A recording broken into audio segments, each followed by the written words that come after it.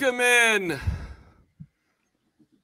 to CHGO Bears After Dark. This is going to be a moment in time that I personally am never going to forget. Good evening. Look at my guy smiling, looking adorable. And I'm not talking about you, Greg Baggs. That's right, Nicholas Moreano. Good to see you, buddy. Braggs, coughing, sick, tired. No, I'm not. But looks good. Very busy show.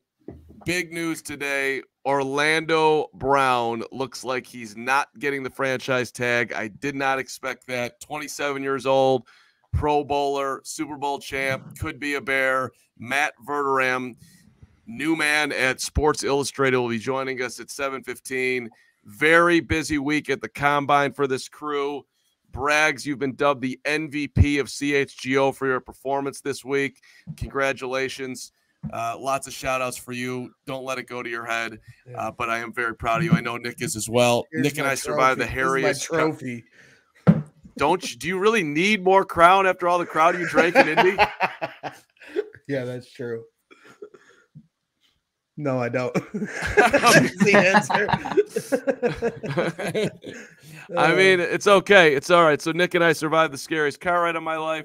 I don't have a beverage tonight, which is kind of stupid, but that's the way it is. All right. I honestly, I'm a little football heavy right now in my head because there's so much news today moving around. So let's just start. Let me get your reactions, guys. Orlando Brown, 27 years old. Going to get paid. Will he get paid by the Bears? Would you pay him? We'll see what Verderam thinks up at again at 7:15. And he watched the Chiefs like nobody else. This guy is diehard football to the end of the earth, so his opinion will be a strong one. And I'm pretty certain where it's going to go, but I'm not sure. So I'm interested. I find it interesting, but I also wonder why KC would move on from him when you obviously have some super prized cargo that you want to protect, and they're saying no to Orlando Brown.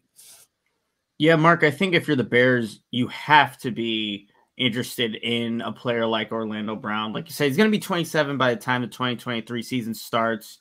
A guy that during the playoff run that the Kansas City Chiefs had, didn't allow a single sack against, Patrick Mahomes. Obviously went against some really good pass rushers in the AFC.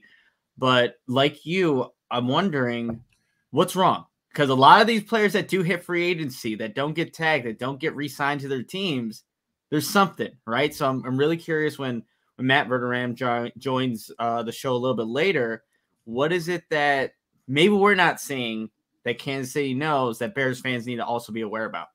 CHGO Bears After Dark podcast presented by DraftKings Sportsbook, America's top-rated sportsbook. Download the app. Use that promo code CHGO when you sign up. Bet on how many Crown and Cokes Braggs will have at the Combine next year, which would be an outstanding bet. By the way, for those of you who are not in Illinois and bet on Northwestern last night to cover Rutgers, congratulations. That was an obvious play, even though I didn't feel like that before the game. But regardless, Braggsy, what's your thoughts here, buddy? Orlando Brown, you want him?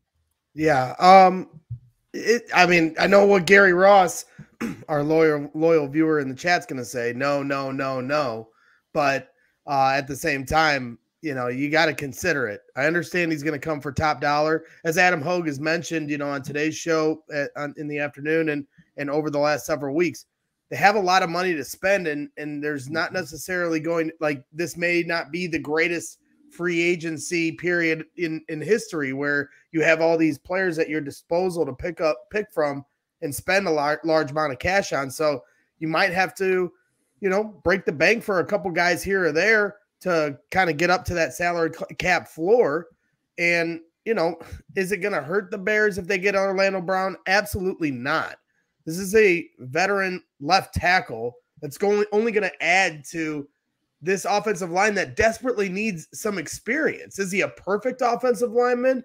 No. Is it the best value? No, but as much as Gary wants to go with somebody that has better value, you can't guarantee you can get that guy. If you can guarantee you can get Gary Ross in your house, if you can guarantee you get Orlando Brown in your house, not Gary Ross, I'm sure he can block well. But at the same time, if you can get Orlando Brown in here, that's only going to strengthen the edges for Justin Fields, and he deserves that. So we're going to find out. But they gave up no sacks in the Super Bowl. You know, I'm not, you know, watching every Orlando Brown snap throughout the season, but I watched the Super Bowl and they gave up 0 sacks. So, you know, yeah, I'm not going to be complaining if we get Orlando Brown. So, I mean, the dude is 6'8". He's 340 pounds.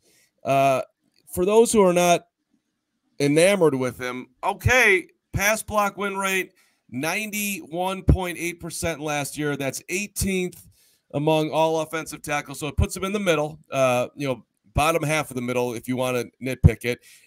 3 years with Baltimore, mostly right tackle there. Ravens traded him. You know, so he's moved along, got the good lineage. Orlando senior dad, who also played in the league. I'm just naming things for those who haven't followed Orlando to the end of things. 81 games, 75 starts, 5 NFL seasons. He's been in the Pro Bowl each of the last 4 years. He doesn't suck. Let's just be clear about this. Yeah, he definitely doesn't suck. I'll say this last season, it wasn't his best. When you look in terms of the pressure rate, the pressure he gave, so he gave up 36 hurries according to PFF, which is the most in his career, 6 penalties, second most in his career, 47 quarterback pressures allowed, most in his career, but still an upgrade for the Bears if he's going to be added on to this roster. And I see a little bit in the chat here, scheme fit. Is he the best for this wide zone scheme that the Bears want to run? You got to have tackles that are going to be able to move a little bit. And maybe that's where, if you're looking at the Bears and Orlando Brown like pairing, that's where things can maybe get a little murky, but still I think he can fit in this system enough to where you're still going to be able to run what you want to run, be effective in what you want to do. But I think that if you're Ryan Poles specifically, this is a guy that you're familiar with, right? So you know exactly why he was brought to Kansas City in the first place, what he was able to do. And he did make that transition from right tackle to left tackle, has played over 1,000 snaps each of the last 2 seasons. So, you know, he's going to know more than anybody what you're getting with a player like this.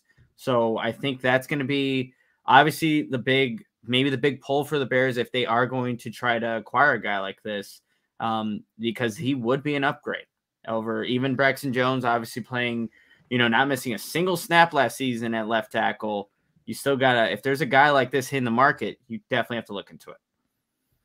Yeah, I mean, like I said, I'm not going to complain if we get Orlando Brown. Smarter minds than me can come up with the best value, the perfect fit, and all those things. Ryan Poles is the guy that we need to be the smartest guy that understands the perfect fit and the best value.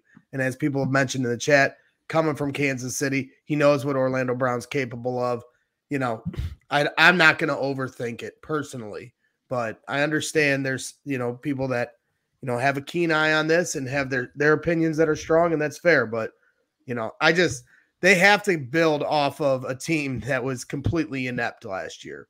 I'm not buying the PFF top 10 offensive line blocking team ranked. I'm sorry. I met a guy from PFF over the weekend. I know the combine code. We won't drop names, but I met an analytical guy that works at PFF, and I gave him the business about top 10 rankings for the offensive line. Slow down. I'm no mathematician, but the eyes don't lie. So the combine code, that's like the Adam Hogue combine code. So, and we do follow our leader here at, on the CHGO Bears podcast. And, you know, so yes, but just so you know, on Bears After Dark, Braggs, if you want to speak to things that happened at the combine that you wouldn't speak when Adam's here, we can keep it between just us girls here on After Dark. Exactly right, brick by brick on After Dark.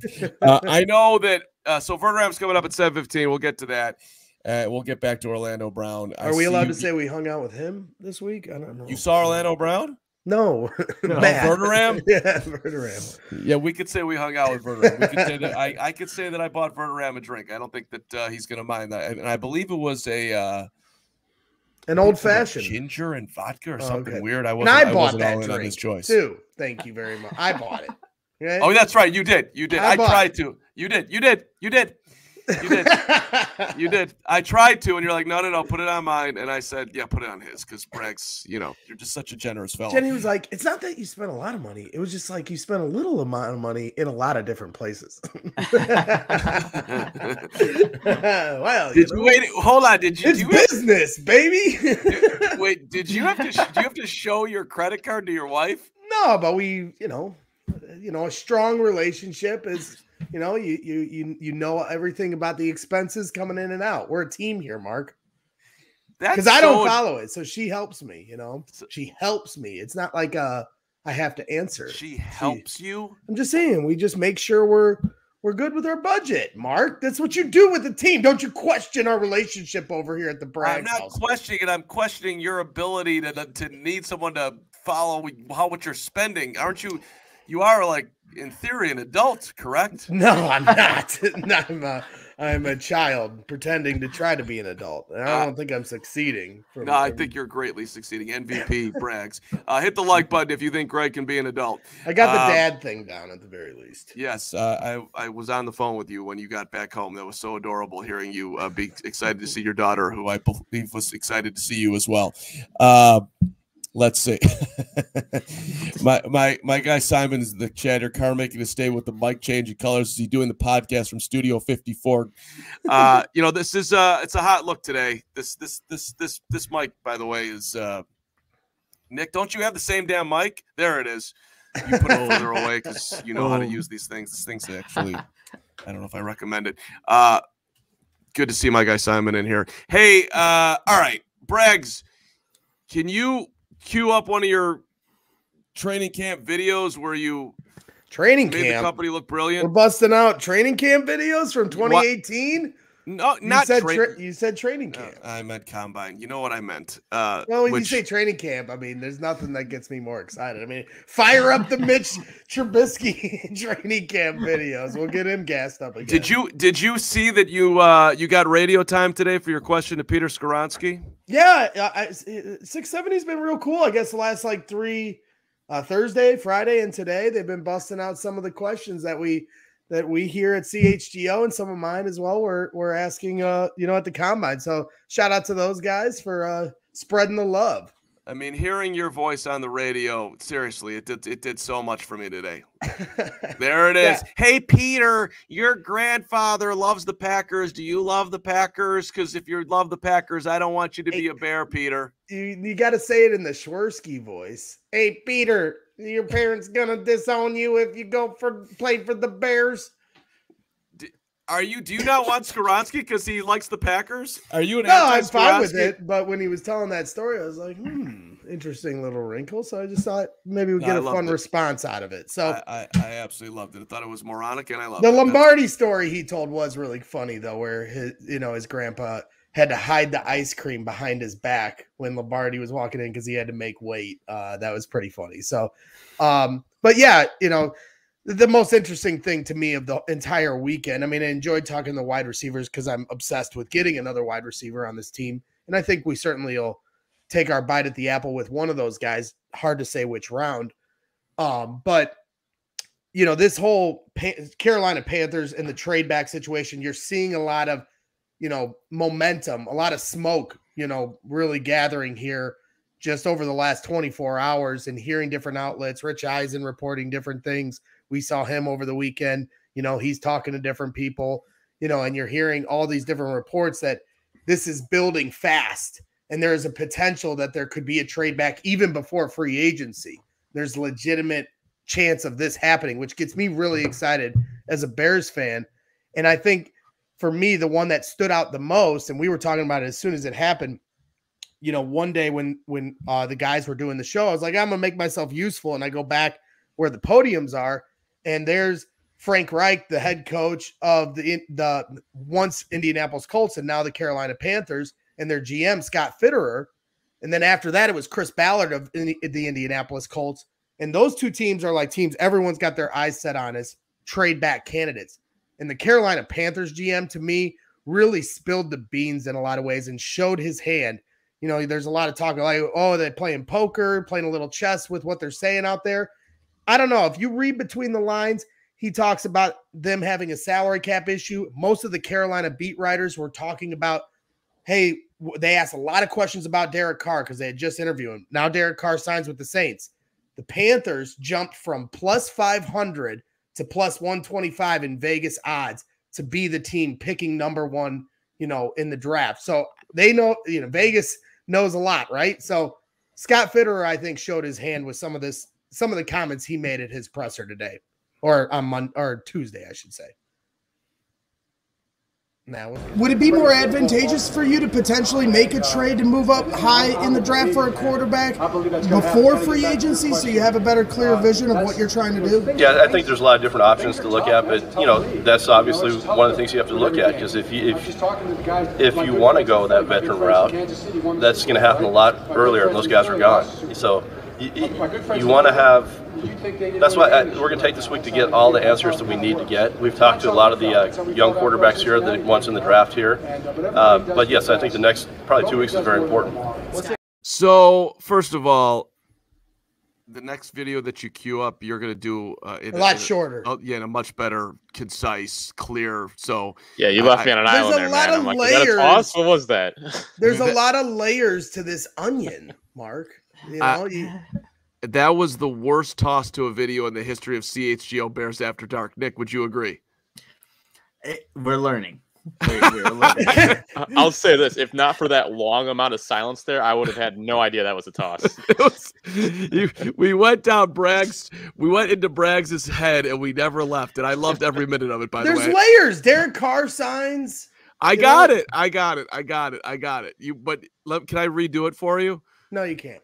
Because nobody does it like me. You try to do it, what I do is special. So, you have your own way. I had an inclination that the Carolina Panthers might want to trade up with the Bears, so I talked to Scott Fitterer, their GM, and I pressed him about whether he wanted to do something. But I want to paint the picture.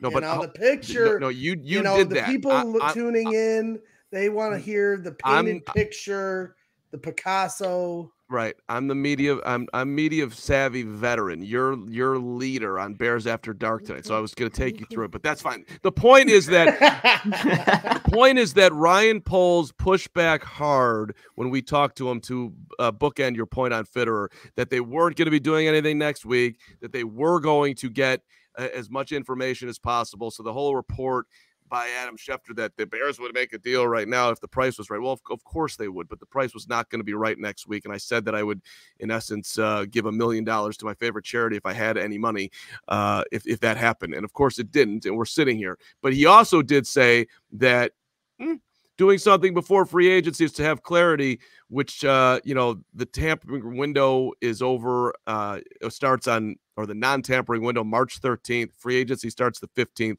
So we're talking about next week. So it is possible that the Bears will make a trade with Carolina or whoever before next. Listen how long this is, guys. Listen how long. I'm not leading in anything. I'm just talking.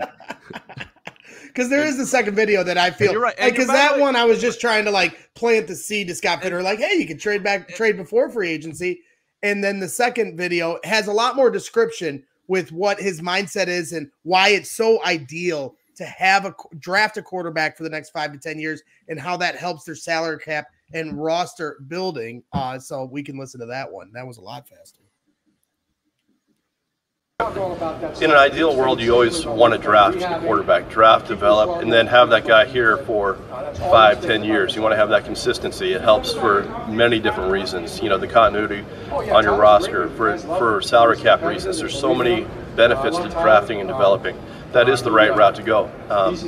We'll see if we can get in a position where we get one of the guys we like. Is there a guy there in the second round? Can we get up in the first round? Those are all the things we're exploring right now. But yes, you're right. I don't think it's wrong to necessarily look at the veteran route if you can't do that, but in an ideal world, you do want to draft. Well, here's the thing. I don't have to do that because I don't have to do negotiate. In an ideal world, hey Scott, bingo. I got your ideal world right here, dog. Let's go. You want to make a trade with the Bears? We don't need to be hanging around number 2 or number 4. We need tons of assets. I'm putting myself in the organization apparently right now with the we. Let's go, Carolina. I am down. Give me that 9. Give me your first rounder in 24. Give me your first rounder in 25. Give me some second rounders this year. Come on, man. It's ideal for perfect. the Bears. It's ideal for the Bears too, because you're not falling out of the top 10, but it's the furthest you can get to almost falling out, but stay in the top 10. Excellent math. But that's what I'm saying. Like, it gets you right to that, but to the point where you stay in the top 10 and get the most amount of picks, because everybody talks about the Colts at 4. You're getting twice as many picks from Carolina just by the caveman bricklayer math that I'm trying to give you here. So to me, Chubb says in the chat that I don't care if Carolina makes a deal. I only care because I wanted it and said it first. I have been suggesting Carolina for a long time. You're right, Chubbs.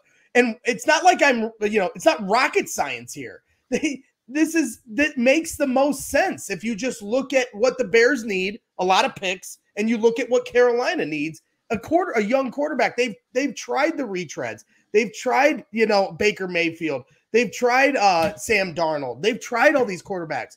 They had once a number 1 pick in Cam Newton, and it almost won them a Super Bowl. So their owner, he's going to want a quarterback. They're not going to want to keep paying $50 million for Derek Carr when their GM said himself, not in any of these clips, but they said they have a salary cap issue that they have to address. Well, why? They're not going to spend money. That's just another show of the hand there. You start to connect all those dots. Yes, it's somebody I've always felt is an ideal fit, but because it makes sense. So now you're seeing the GM agree with those sentiments. Now you're seeing the smoke start to pillow up. Hey, come on, man. If there's smoke, there's fire. Yeah, of course. I'm going to tell you the I told you so, Chubbs, when it happens. But at the end of the day, I want it because it makes the most sense for the Bears. And here's why it also makes sense for the Bears. When you're thinking about what they kind of identified, there's 6 to 8 blue chip players in this draft. And obviously they're trying to recoup picks and train down to 9. There's maybe going to be 3 to 4 quarterbacks selected. If you're sticking with Justin Fields, I don't know if those blue chippers are going to necessarily be quarterbacks. So they're going to be players of position of need probably that they're looking to identify. You move down to 9, get that haul that Ryan Poles is looking to go get. He's looking not only for 2024 first rounders, but also 2025 as he's looking to build up this team for the future. So Carolina, that's, like Greg, you were on this in the beginning, but the more I look into it and how this can help benefit the Bears, this is looking like the ideal spot to trade down. You're still going to get hopefully the guy that you like. That's going to be an immediate impact, whether it is an edge rusher, it could be an offensive lineman, maybe it's JSN, who knows? But it seems like that's going to be the ideal scenario for the Bears to move back, recoup picks, and get an immediate player to start in 2023. So I want to talk about Jackson Smith and Jigba in 1 second, but let me also remind you that when you're making a bet on who the Bears will be drafting, I honestly think there's, it's an obvious thing. You want to go to DraftKings. You want to download the app right now. You want to sign up using the code CHGO. New customers give it $5 and get $200 in bonus bets instantly. That's only at DraftKings Sportsbook, the official sports betting partner of the NBA. Use that code CHGO. Minimum age and eligibility restrictions apply. See show notes for details. I would not bet on the Bulls to beat the Denver Nuggets on Wednesday night, but who knows? Maybe they'll shock the Nugs. Rise and shine, Bulls. Your season is on the line. And maybe while you're watching the Bulls game, you can also do that by having some Goose Island, which CHGO is supported by Goose Island Beer Company, Chicago's beers since 1988. So many great options like the Blackhawks Pale Ale, Bulls City 312, Beer Hug IPA series, and my new favorite, No Plans. Goose Island's 2 locations are open and ready to welcome you. Grab a beer right from their innovation tanks at the Goose Island Tap Room at 1800 West Fulton, or get a smash burger and a fresh beer of the week on the original Clybourne Brew House at 1800 North Clybourne. For reservations and pickup, go to gooseisland.com/locations. Goose Island Beer Company. And breaking news here, well, not breaking, but and I don't know if you're going to come along with this, Gregory. I'm all excited when you say something like that this time of year. Yeah, Better well, be good. It's and Nick, of course, you're invited as well. So is everybody. But he just went through the 2 locations. 1800 West Fulton's right by the United Center. I believe the Big Ten tournament's going on. Will we be pre-gaming on Saturday when the Cats are getting ready to take on whoever in the semifinals and your Boilermakers? Are you in for a pregame? I'm in. All right. Saturday, we should set it up because no matter what, even if the Boilers lose on Friday or the Cats lose on Friday, God forbid, I don't want either to happen. Me and Mark have made our truce for this week leading up to the Big Ten tournament. We should set up a meet and greet before the Big Ten tournament Saturday. I'm all in for it. Nick, you coming down? Sounds like a fun We time. can We go should to the make it Billy happen. Goat and smoke cigars. We could go to the Billy Goat and smoke cigars, and I can nearly throw We'll up again. That'd be we'll great. carry Carmen to the United Center. I'm not going ever back to that place. We're gonna try 1800 West Fulton for some Goose Island on Saturday, and maybe and there could be a bonus Goose Island. I'll keep you up to date on Twitter on that one. Before you go to Jackson Smith and Jigba, really quick, and I know that's impossible for me, but one more point. My boy Chubbs, he's always getting under my skin, and he gets angry at me about this Will Anderson thing. He goes, "You don't go from number 4 to number 9 and add an extra third-round pick and lose out on Will Anderson."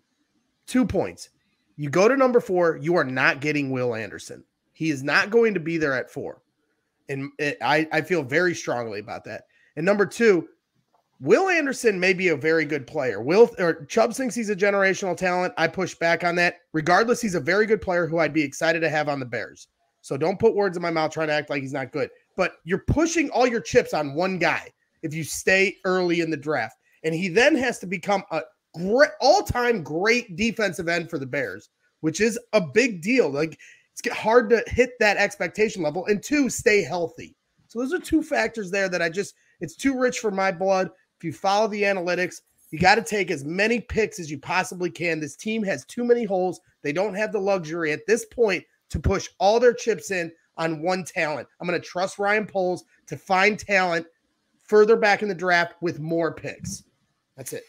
Michael Goach, I hope I'm saying that right in the chat. Trading down is the best move, but let's not downplay the fact that if the Bears don't add wide receiver depth in free agency and take the likes of Jackson Smith and Jigba or Zay Flowers, they will be doing Fields a huge disservice. I find that to be very interesting. So that, let me hit that in a second here, Michael. First of all, Jackson Smith and Jigba, don't want to put too much on the combine and talking to a dude there, but you combine how he was at the combine with what everyone is saying about him. Guys like Garrett Wilson saying he's the best of the trio at Ohio State. You talk about Justin Fields, who's not exactly Mr. Step Out, saying things like, I want the Bears to go draft my guy.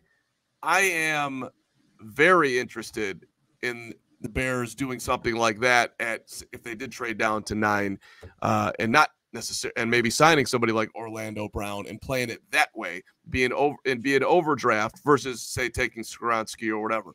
You need playmakers, man, and you do need to find out this year if you are, what you have in Justin Fields fully. I understand that most people think that we already know what we have, but I don't think Ryan Poles is completely convinced by everything he said. So, I have to be blown away, which to me means that he hasn't been blown away by Fields. And he likes his quarterback. He believes in his quarterback, but he hasn't quite been blown away yet. So, I don't know. I find JSN to be a very interesting target. How would you guys feel if they went down to 9, didn't take a tackle, and drafted the wide receiver? Oh, I think that'd be a great pick for what the Bears need to see out of Justin Fields, getting him his guy, right? So I think if you look at it, they add playmaker like that, and you're looking at Darnell Mooney. Hopefully, they do add somebody in free agency. Maybe even draft someone even later in the draft. I like a lot of these later round receivers too, but that's something that is going to help us figure out who Justin Fields can actually be as a quarterback.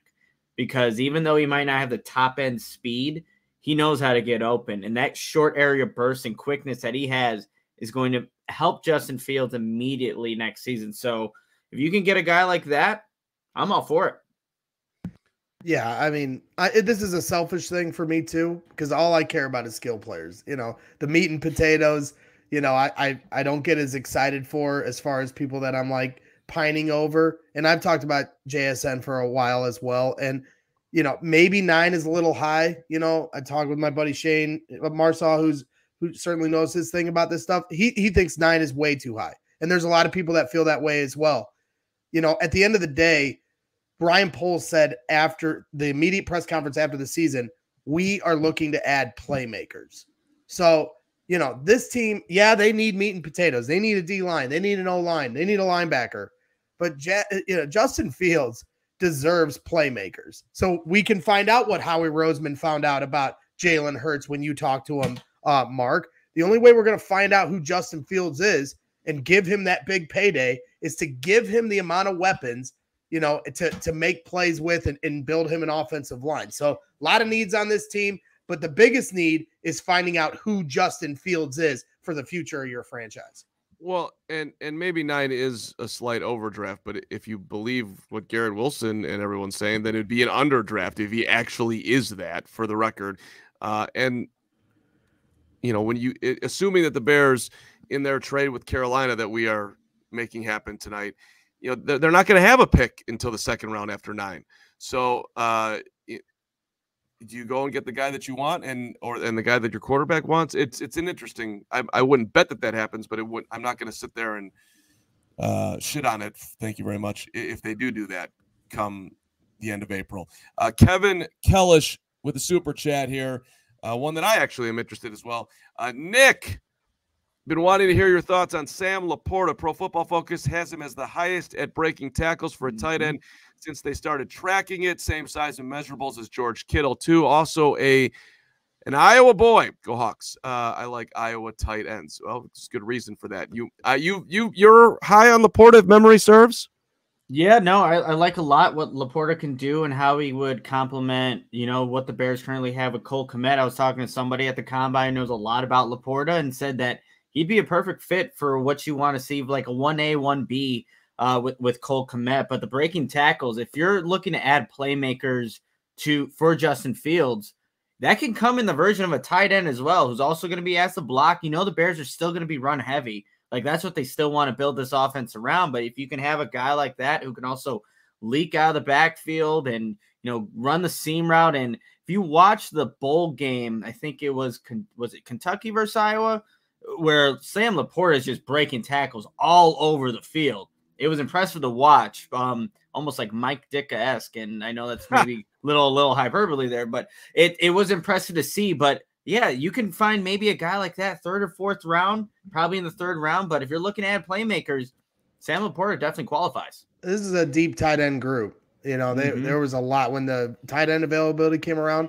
You wanted to talk to like 6 of these guys because you're like, man, each one of these guys brings something different to the table. The tight end from Purdue, from Notre Dame, from Georgia, they all bring something different to the table. Sam Laporta, you know, we don't watch the workouts. We're there talking to these guys. So you get an impression of their demeanor, their attitude, you know, their just how they speak. And Sam Laporta was the nicest person the entire week that we talked to.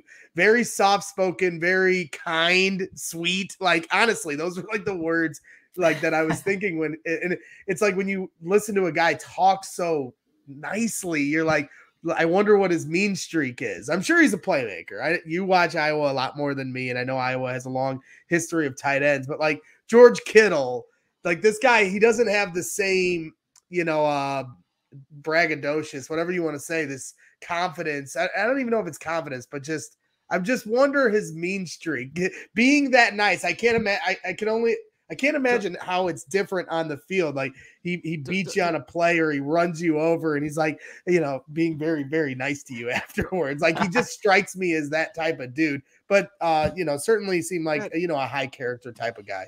I mean, I would push back on that. Cole Kmet's an extremely nice guy in the locker room, and on the field, he wants to run you over. Right. No, I get it. He was so nice. It was like, you know, it stood out to me. Like I said, the nicest guy of anyone I talked to this whole week. You would say the same thing about Cole Kmet, right? Nick, you'd back me up on that. Like in the locker room, so nice. Dude, he was the good guy award, right? For the media. So he's, but on the field, he's like you said, I'm not trying to take anything away from what he does on the field. It was just an observation I thought I made. Like, I got it. Running people over while he's being extremely nice to them. You know, it was just funny. I want to jump back to the receivers if we can. I mean, Braggs, you pushed Quentin Johnson about being a body catcher, and he didn't deny it. I thought that was interesting. Yeah, I mean, go ahead. Man, I feel bad because he was. I'll give him credit. He didn't hide from it.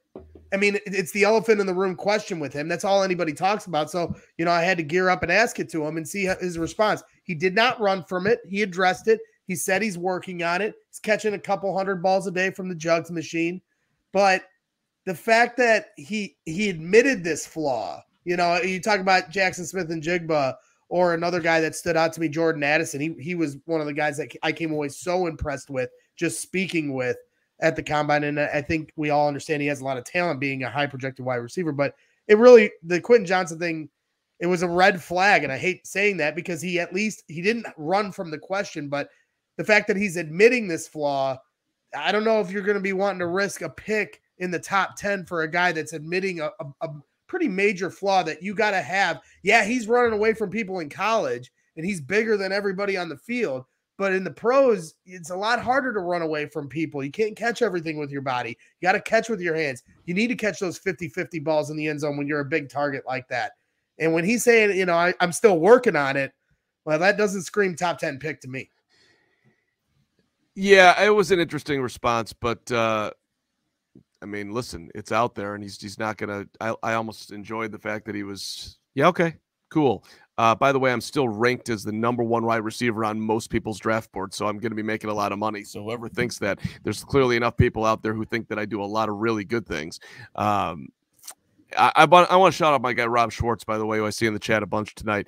Like, this guy Greg Braggs was at the we went over to the actual workouts of the combine in Indy. I don't know if you remember that, Nick. And Braggs wasn't with us, but he was taking a video of me because I took a little cat nap, and Lawrence Benedetto took a picture and put it on Twitter. And then all these people are coming at me, and Rob had my back like no one's had my back. I mean, my family hasn't had my back the way Rob had my back for taking a little 5 minutes, staying up till 3 a.m, getting up at 7 all week, and going to the worst or one of the more quieter sporting events that I've ever been to. Let me rephrase that. So quiet as a church. I mean, I appreciate it. It was the most peaceful place. I needed it. It was great, and I saw plenty of workout too.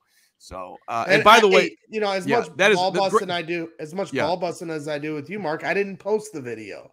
That's because you were worried that the NFL video would ban you. It had nothing to do with making fun of your guy.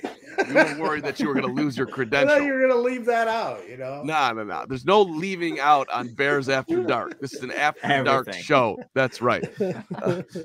Stuff is out here. Combine code. All right. Combine code. Back to the combine and back to their wide receivers. One of the dudes that I kind of remotely, thank you, Rob, in the chat, way too much hate on your way for that one, Carm. Exactly right. I mean, people need to settle down.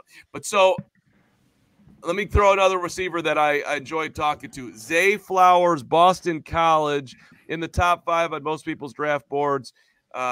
Zay is one of 13. The 11th of 13 kids, which I asked him about. He's like, well, that helped me get competitive. Like, this dude's fighting for whatever he's fighting for at home to carve out his niche. I don't know exactly what was going on at the Flowers dinner table, but that's a battle right there. What channel to watch on TV? Right. Mm-hmm. I mean, yeah, a lot of who's sleeping where, who's. I mean, there's 11 to 13.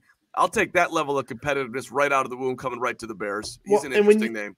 And when you talk about guys that have that it factor, that look, he is the prototypical wide receiver, charisma, energy, confidence, and most importantly, I think, build. Like, this dude is jacked.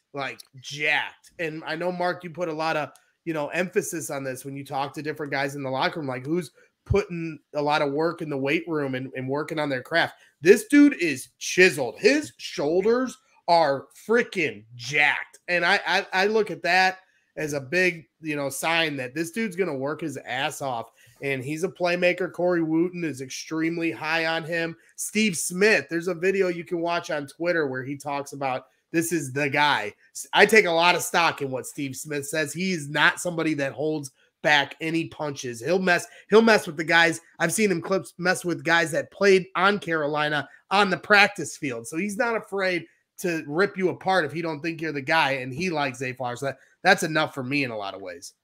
Yeah, Zay Flowers was the first prospect I watched, and just because I knew this would be a guy that instantly could help this Bears offense, and he gained 13 pounds going into the combine, working out with a specific program, but he looked the part, and how he answered the questions. He has that swagger to him, and he knows he should be one of the top wide receivers drafted in April. So that's a guy that I think fits a lot what Luke Getsy is looking for in a wide receiver. Can line up on the outside, in the slot, go in motion, catch screen passes, make people miss. So Zay Flowers, I know he's about the same size as Darnell Mooney.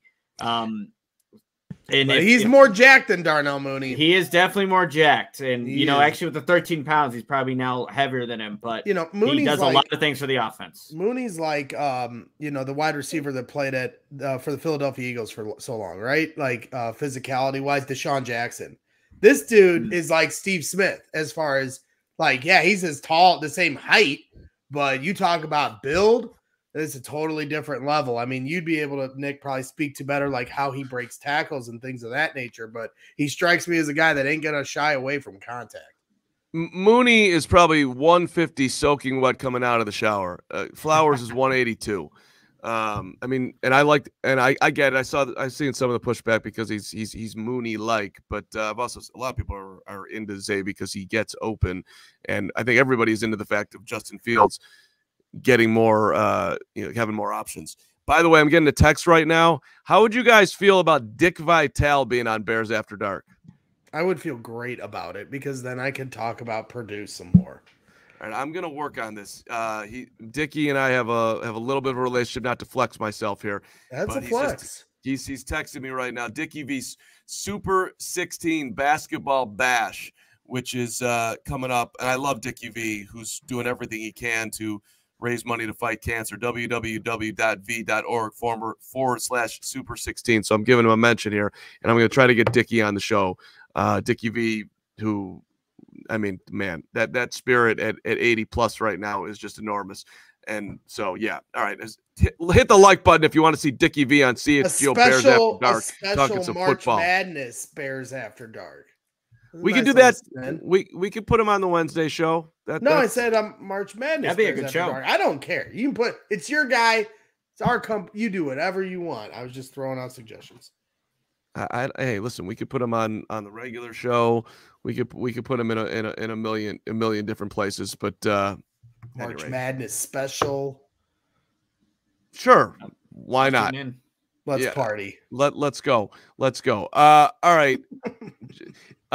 Before I leave the receivers, before we bring in Verderam, one other. Was there any? I know that Nick, didn't you talk to Rashee Rice and or Cedric Tillman?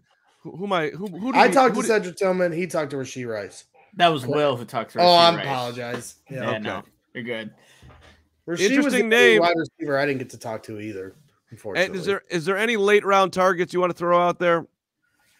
Michael Wilson's a guy from Stanford who kind of built like a Chase Claypool, a bigger guy, and was injured a lot, unfortunately, at Stanford, but had a pretty good combine and had a really good Senior Bowl. So that's a guy that I think his stock's rising. And if he could stay healthy, I like what he can do and what his potential is in the NFL. But he was really good in his interview. He actually trains with Chase Claypool. The guy who trains both those guys is TJ Houshmandzadeh. So he's kind of getting used to being around NFL wide receivers, getting that coaching. He would actually have to travel over 57 miles, I believe he said was the exact number, to go to the facility, go train with them, just get this experience of being around NFL caliber guys. Michael Pittman was also there, but Michael Wilson's a guy that impressed me at the Senior Bowl and did the same in his interviews, at the NFL scouting combine.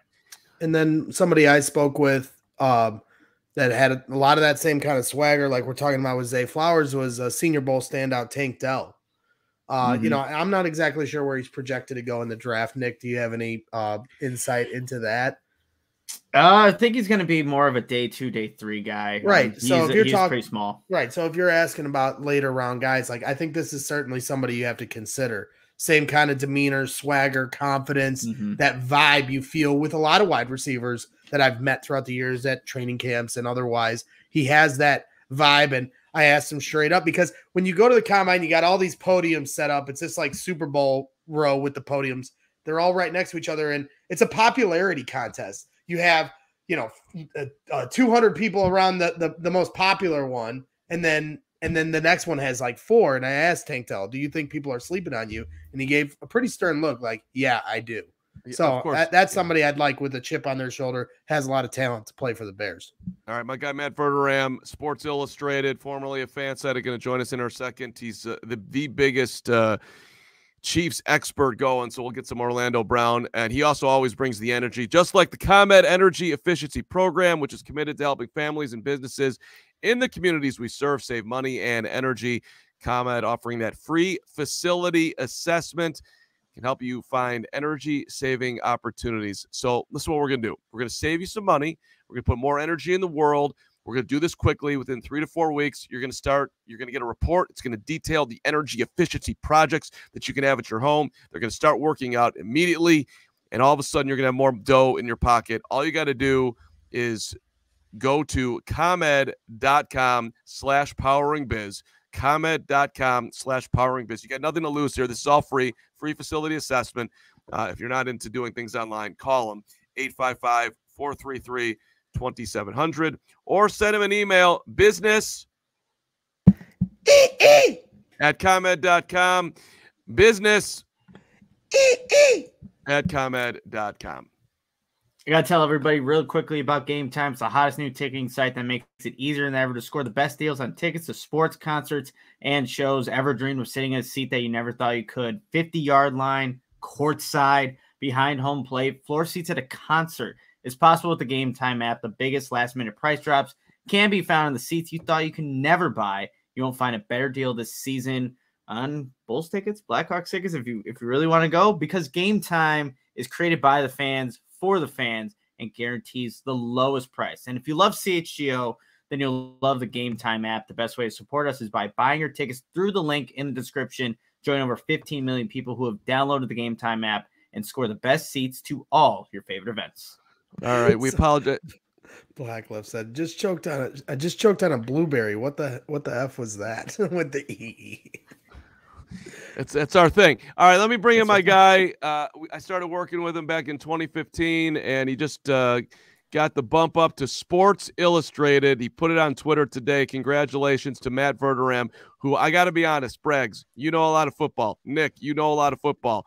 This dude right here, introducing him to the CHGO audience for the first time. Maybe a lot of people probably already know Matt, but for those who don't, this guy could give you the offensive line of the 1978 Tampa Bay Bucks off the top of his head. He'll go 81 Bills out of nowhere. Nobody knows more about football than you, Verderam. Thanks for making time, by the way. That's quite an introduction. Hopefully my voice holds up. But I'm here and I'm ready to party. I'm with you there, Matt. My voice is gone as well. I'm sick and the combine killed me. But we'll power through. I got a whole thing of water. We're good. No, well, so here, since you're sick, we'll just get right to the point, Verderam, and I appreciate you making time and look forward to having you on more here. But Orlando Brown not getting the franchise tag, Kansas City. We started the show with it. Obviously, the Bears need help everywhere, and Brown's going to be expensive. But if you were the Bears looking for offensive line help, would you target Brown?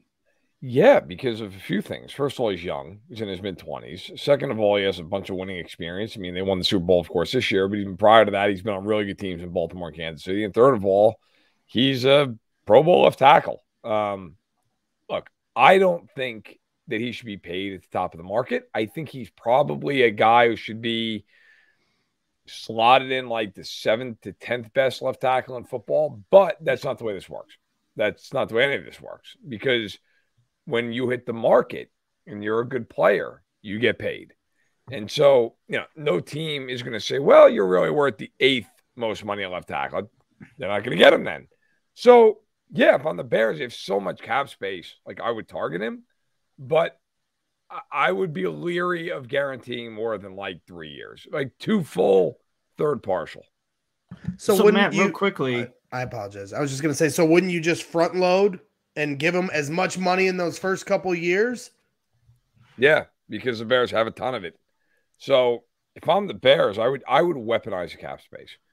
Use this year, next year. Who cares? I mean, you can roll some of it over, but if I'm the Bears, I need to find out about Justin Fields. I need to find out how great he can be. That is all next year is about. Like, yeah, you want to win games. Yeah, you want to be a playoff team. Sure. But, like, you need to find out, who is he? How good of a player? I remember last year I wrote a piece on the Eagles because I thought they had a great offseason.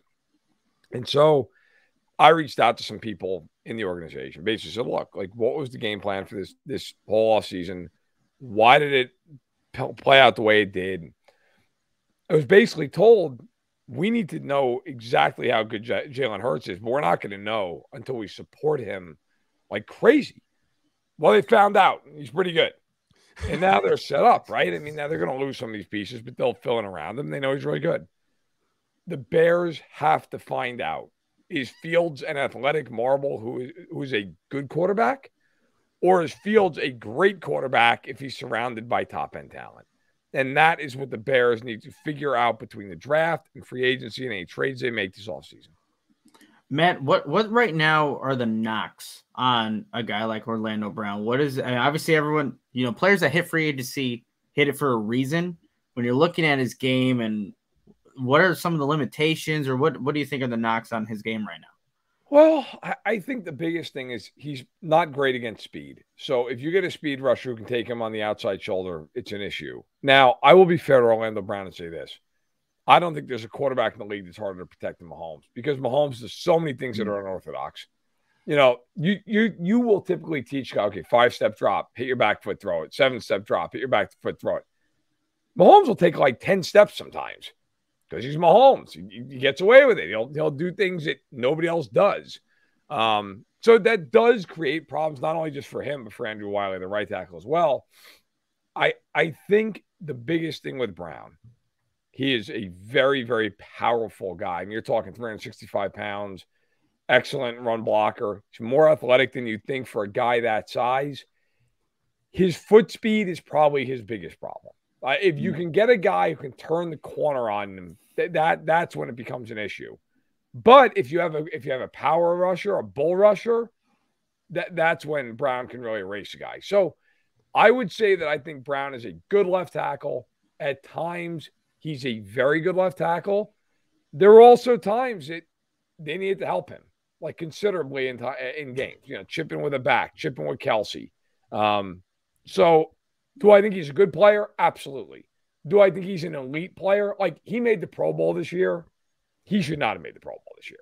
Should not have. I mean, there's no way around that. But he did, because he's got a name and so on and so on. And by the way, I will say this. The last month and a half of the year, he was much better. Early on, he was dealing with a little bit of a knee, struggled. But would he be an upgrade in Chicago? Yeah, absolutely, for sure. But he's not Trent Williams. He's a good player. He's not a great player. All right, we're getting the lowdown here from Verderam, which I think, judging by the chat, I think most people are spot on agreeing with Matt, which is no surprise. Is this just a money decision then from the Chiefs? Basically, Verderam, if they had more flexibility, they wouldn't let him go. The Chiefs. So I talked to people in the league about this today. This is about the Chiefs not wanting to tie up $20 million on the franchise tag. They want to keep flexibility in free agency. It's the same reason they're moving on from Frank Clark at $21 million worth of savings. They traded Tyreek Hill last year for a reason. They do not want to be rigid in the off seasons. They felt like if they had signed Tyreek Hill at $30+ million, they would have been locked in. And in that case, it also was because Hill would have been past 30 at some point in that contract, and they want to do that too. So there's multifaceted parts to that. But Brett Veach and that front office, they like to be pliable. They like to have options. They feel there's strength in options. If they tag Brown, they don't have any options in free agency. Now, I would argue that this is not a great free agency class, and that a team like the Chiefs should not go out and spend a ton of money in free agency. But it may not be a free agency move. It might be a trade for DeAndre Hopkins. It might be retaining a couple guys like an Andrew Wiley, maybe Juan Thornhill. So I think for the Chiefs, yeah, look, they tried to negotiate with Brown last year, but they really weren't that close. I mean, the Chiefs were in the high teens. Brown wanted like $25 million a year, reportedly. So they never got that close. And the Chiefs kind of threw out this like 5th-year balloon payment where he was going to get $42 million, but he was never going to actually see that money because none of it was guaranteed. And that made the average value, I think it was like 22 or 23 million in their offer. But if you strip that away, it was really like 18 or 19. So yeah, I think a lot of it's money. And if you're the Chiefs, look, you're paying Mahomes, you're paying Kelsey, you're paying Tooney, and they're looking at it going, they got to extend Chris Jones. They got to pay L'Jarius Sneed. They got to pay Nick Bolton and Creed Humphrey and Trey Smith in a few years. Like, they trust themselves to draft. And I will tell you, I spoke to one scout at the Combine, and I asked him point blank, best position in the draft, what is it? Said the offensive line. Maybe the Chiefs agree with that, scout. That's interesting. You guys want to jump in here, though? I was just going to follow up on that, actually, Verderam, with you talked to a zillion people at the Combine, just like everybody was doing, but you've been doing this for a couple of years, so you got your targets. What, not without naming names necessarily, or feel free, any your most interesting conversation nugget that you gained? I think people feel like the draft is really deep between picks like 15 and 75, and that's kind of a rough area, obviously, but like everybody knows, like Will Anderson's a beast, right? And you got a couple of the quarterbacks at the top, and you have Jalen Carter, dependent upon what's going on with Jalen Carter off the field. But I think most people feel like there's not a huge drop between like pick 15 or 20 and pick like 60, and not because it's not a good draft, but because it's actually a very good draft in terms of depth. So I would not be surprised to see teams trying to trade back, acquire more picks in the second round. That's why I think for the Bears, it makes all sense in the world to trade back. I'd trade back anyway, but in this draft, I'd really trade back. And I think, we heard, I think it was Eric DaCosta. I think it was one GM who said that he felt like there were 10 corners in the first 50 picks of this draft. A lot of corner depth, a lot of depth on the O-line, good edge rush class, not good at safety, good at receiver. It's not great at the top for receiver, like the top 20 picks, but it's really good, like second, third round, late first. Quarterbacks where you get the most discussion, right? Which is, I guess, probably par for the course. Some people will tell you, look, it's not that good of a class. You got Bryce Young, but he has size concerns. You have Stroud, who I think a lot of people actually, in a weird way, I think have probably the least questions about, but maybe he just doesn't have the upside that Young has. And then there's Richardson, who, I mean, look, tools-wise is as good as anybody we've seen in a long time. Mm-hmm. But he's so raw. Like, what do you make it? Can you find a team for Anthony Richardson that will sit him for a year? That the coach and the GM are comfortable in their seats and will not get fired and will sit him for a year. I think the best thing in the world for Anthony Richardson is if you go somewhere like Carolina. Go sit there, let Frank Reich coach you up, have a bridge guy for a year, go bring in bring back Darnold or something, or bring in Heineke, let him play for a year, and then give the reins to the kid. But I hope that for Richardson's sake, he doesn't get forced in a situation where it's like, all right, day one, you're starting. I see people in the chat saying Seattle. Seattle makes a ton of sense, right? They just paid Geno Smith. What about the Lions? The Lions would be great too. That's a perfect one. That's a perfect one, right? Now the Lions probably got the they have 2 picks actually because of the Rams. So the Lions have the ammo if they want to. If they feel like they need to move up, maybe they don't. But yeah, like a spot like that. What I don't want for Anthony Richardson, I don't want him to go somewhere where he's going to start week 1. I feel like that would be really tough for that kid, just based on he didn't even throw 500 passes in college. Like, you want him to learn a system and have time to do it without a ton of pressure. When you talk about Will Anderson being a beast, but also really feeling the need that the Bears specifically need to trade back, is Will Anderson going to make the Bears regret trading back and not drafting him one day? I think Will Anderson is the best player in this draft. That being said, how many edge rushers have been drafted that have just completely changed the fortunes of their franchises? I mean, good luck finding them. Aaron Donald couldn't win a Super Bowl until Stafford rolled in, and he's the best pass rusher in the last decade. And he's an edge rusher, but like, when did Von Miller win his Super Bowl? Right? Like, he won it in LA with Stafford, and he won it in Denver with Manning. He wasn't winning too many Super Bowls with Case Keenum. I mean, I just think, like, in the end, if I'm the Bears, I have to turn that first overall pick into a lot of picks.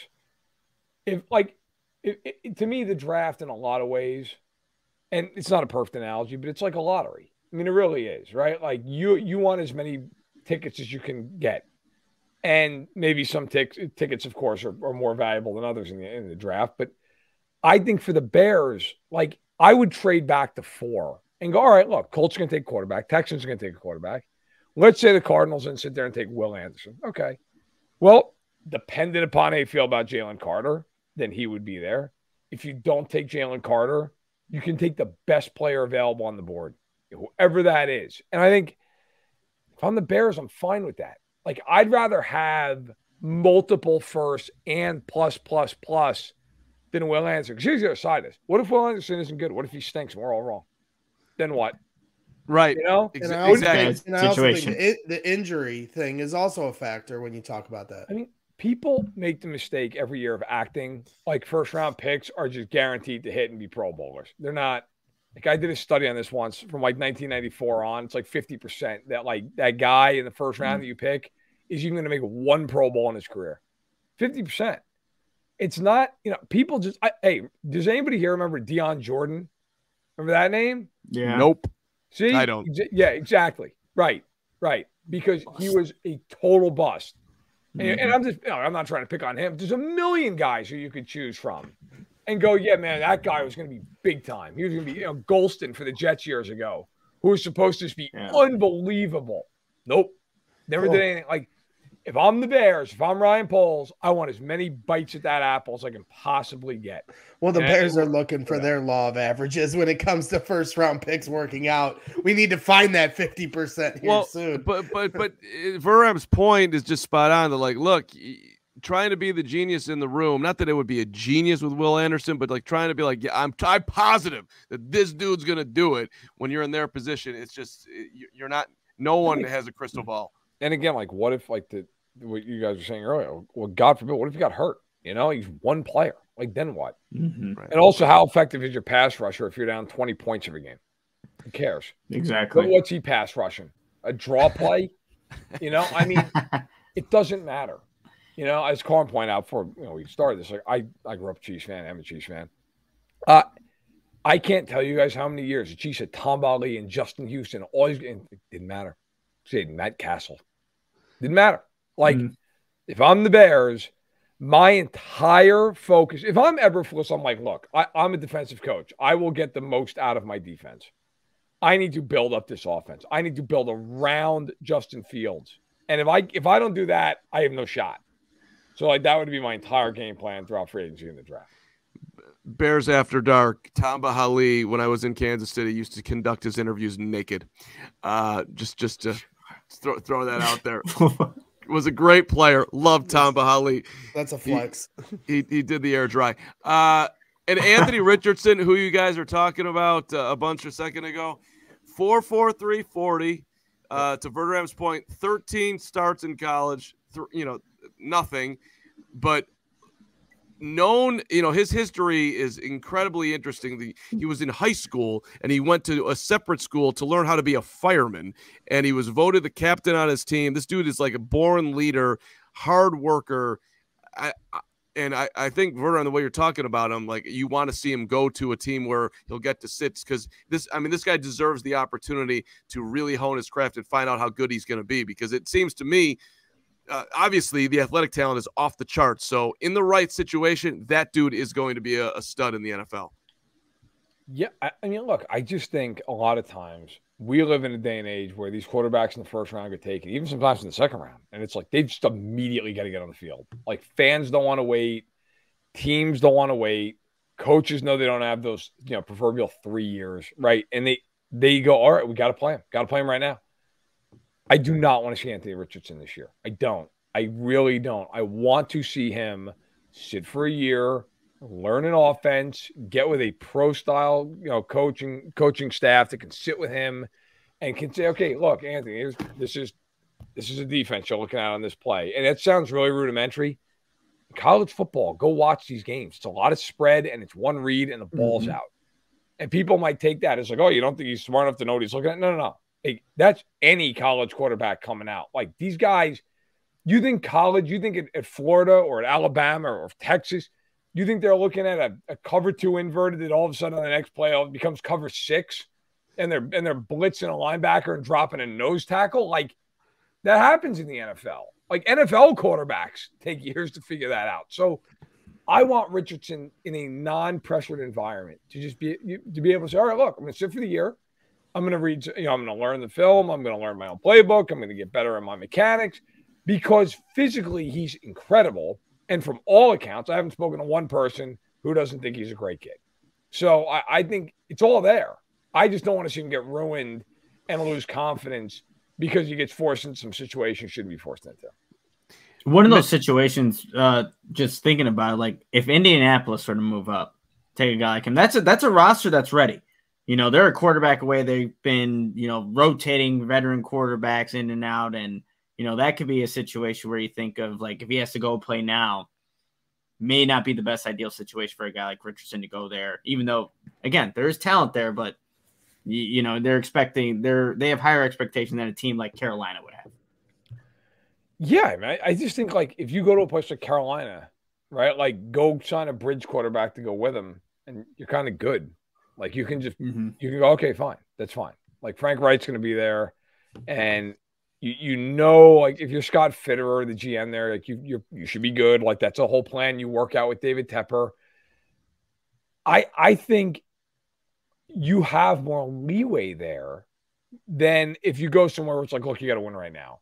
You got to win right now. Like, that's not.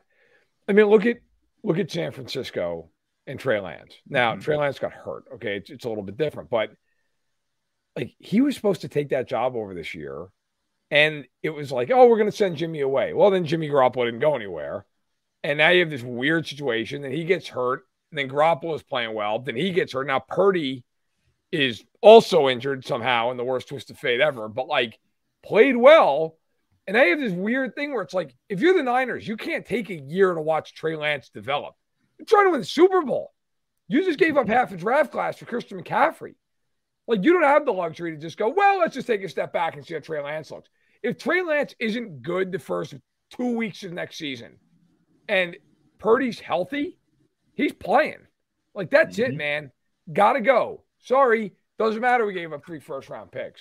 And now all of a sudden, other teams look at you and go, well, how good could he be, right? Because, well, he couldn't start. Maybe he's great, but you're not going to get that opportunity to wait and to find out. And so you're kind of forced into it. How about Frank Clark? I apologize. This is the last question for Verderam. I want to save this guy's voice. He's in his first week at SI. Then we're gonna get to our super chats and get it out of. But Frank Clark, I know you had info on Frank Clark from the combine. And you guys are good. Yeah, Frank. Look, Chiefs cut him to save $21 million. They eat 7.7 in dead money. There was talk, with the Chiefs as to whether or not maybe they'd be able to work something out, or they'd keep him for a few extra million, and they'd still save a bunch of money, but they'd sell Frank Clark. I got to tell you, I think if you're Frank Clark, you'd rather hit the market.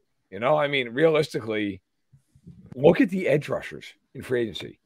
I mean, if you guys take a look at that group, it's not exactly a Hall of Fame who's who. Mm-hmm. I mean, the 2 best edge rushers, maybe 3. I want to toss in 3, but one's older. Justin Houston, Yannick Ngakoue, and Marcus Davenport. Like, if you're Frank Clark, I'll hit that market, right? So I think for the Chiefs, they weren't going to give him an extension. I think they just wanted him to take a cut. And if the extension was there, probably wouldn't have been a lot of guaranteed money in the following year. So he can play. I mean, look, Frank Clark's a weird name in Kansas City because some people would sit there and tell you that was never worth the deal that they gave him because they traded for him. Then they gave him 5 and 105. And other people would tell you, yeah, man, but in the playoffs, he was Lawrence Taylor, and they won 2 Super Bowls. So he was a guy in the regular season that really, for a lot of his time in KC, pretty average, but in the playoffs was just absolutely a demon and helped them get 2 rings. So we'll see. I think the Chiefs, if his market's not there, I can see the Chiefs being interested in bringing him back. But, once you get out and you get on the market, it's hard to go back to where you were. Matt Verderam headed to Sports Illustrated. It's his first week. Congrats. Couple things on Verderam going out. His father listens to every podcast he ever does. I used to do Stack in the Box with him, and I think his dad remotely likes me. Verderam. He's one of the 3? Yeah, as much as anybody can, yes. Yeah. Verderam proposed to his beautiful wife, and now he's Papa Verderam in the fan-sided offices. One of the great moments in proposing history. Another true story. Yep. He did it. He did it for the content. God bless him. I actually did it because everybody always talks about, like you always hear the stories like, oh, I proposed here. And then like, in our case where your wife was like, oh, it was just, this or that or whatever. And I thought about it and I was like, I could just record the whole thing on video and that way she'll have it. So that's what I did. I just pretended like I had to cut a video and I made her stand behind the camera. And then I just started talking. So that was the rationale behind it. But yes, it was in the office, but nobody else was there. It wasn't like it was a metal board thing. Yeah. Got down on one knee and we all got to watch it. That was, that's a good coworker for you. Hey, Verdi, for real, congrats on everything. Appreciate you. Looking forward to having you on here and go kill it over there. I know you will. Thanks. I appreciate it. Next time I come, I'll actually have a voice. Yeah. Next time I stop by. Yeah, and I want to next time you come on, I want to hear about these pennants in the background. I can tell you got some pretty good old school ones back there. All the American Football League teams. I'm just a sucker for history. So went out. Pretty sweet. Bought all those. Thank you. I got like, I'm trying to think if I got any Bears thing. Yeah, I got. You can't really see it. Gail Sayers behind me, autographed picture. So I got Gail. I got his jersey signed out in the other room, but that nice. I mean, I think that's my main Bear stuff. That's my main Bears. I gotta get like a Walter Payton thing. I mean, you appreciate the greatest returner in the history of the Bears, along with the greatest running back. That's just a shot because Braggs is Mr. Devin Hester here. I'm so sorry. See you. Thanks, brother. See you soon. Take care, guys. All right. My man, Matt Verderam. All right. So I think we got some super chats we got to get to, and then we have one quick story, and we got to get out of here because people have lives to live. Sangri Kim, $2.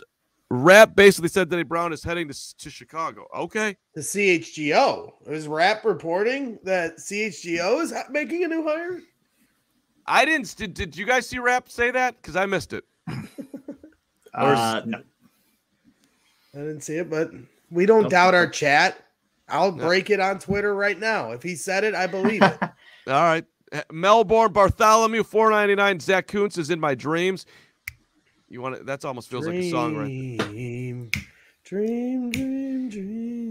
Zach is in my dreams. Get out of my car. Get into my life. Oh, woo. What's up, Get in the backseat, baby.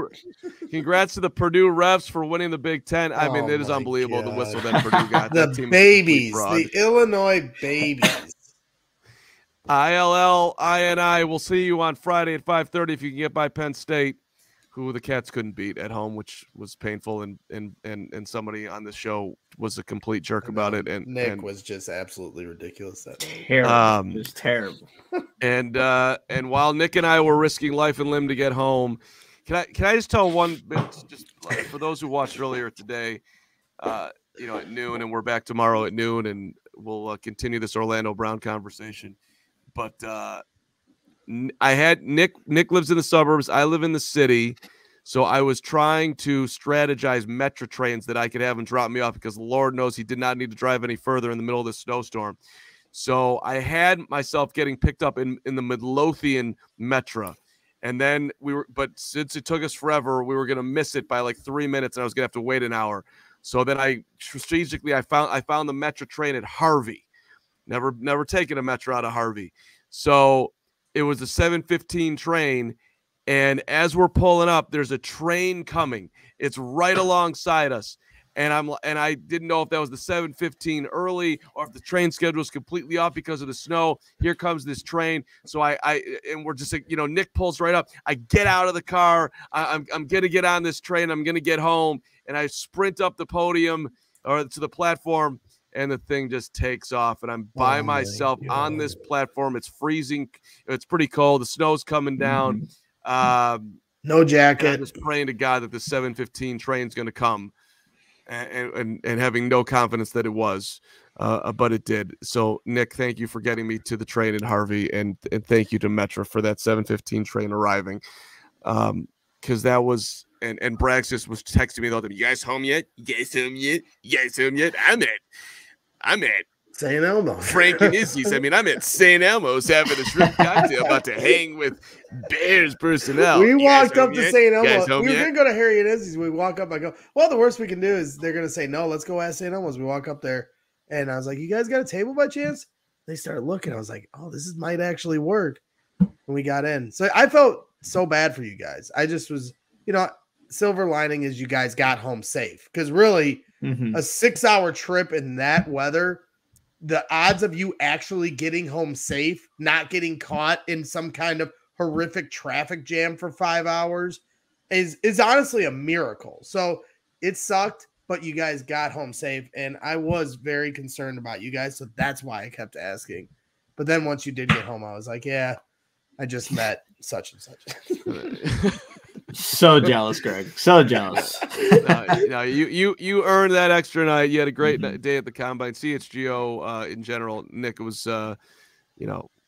just a great week for all of us. Really, it was a ton of fun, and hopefully we get to be there. I had a great time. You took full advantage. The two of you were late night, Me whatever. Me and Nick, the Bash brothers. We took down Prime 47 3 nights in a row, late into the night. Yeah, I'm still hungover from last week. I mean, God bless football people. I fully understand the way the league works now. All right, hey, tons more on Orlando, as I said, tomorrow. And Braggs, I believe you're back Wednesday night with Wednesday afternoon. Wednesday afternoon with you. Oh, right. That show. Wednesday night. What am Wednesday, I doing Wednesday night? Don't you have Big Ten college football basketball? Tuesday night is our Big Ten CHGO bets. CHGO Big Ten After Dark. Okay, so you're back tomorrow. Sean and Cody. Yeah, they missed out on me last week. So I'm excited to talk to them now that Purdue has clinched up the Big Ten championship. Got to hold the trophy yesterday. So get to rub that in a little bit tomorrow. Yeah. I'm excited. We got to get this meetup going for next Saturday. And hopefully Northwestern and Purdue are playing. That'll make for a great Saturday afternoon of basketball. This is going to be one of the best. I mean, Big Ten tournament is always great. This one is going to be uniquely great. Because like Mark mentioned, they Northwestern clinched up the 2 seed. But if they had lost, they'd have been the 9 seed. That is how tight these teams are. So every game is going to be great. I can't wait. And maybe, Nick, I'll claim a little bit of Iowa, and you can have the rest of it. The Hawkeyes can make a run here, too. So we'll see. All right. Hey, thanks for watching tonight, everyone. Thanks for the chats. Hit that like button on the way out. We really greatly, fully appreciate it. Stephen Nichols, thank you so much for producing. We're back next Monday night with Bears After Dark, but tomorrow, noon, CHGO Bears, myself, Nick, Adam, Carrington Harrison, 610 Sports Radio in Kansas City will be on for some more Brown talk. Carrington's great, so he'll be highly entertaining, and we'll poke at him a little bit, have some fun there too. Braggs on Wednesday. Everybody have a great rest of your night. Thanks for watching.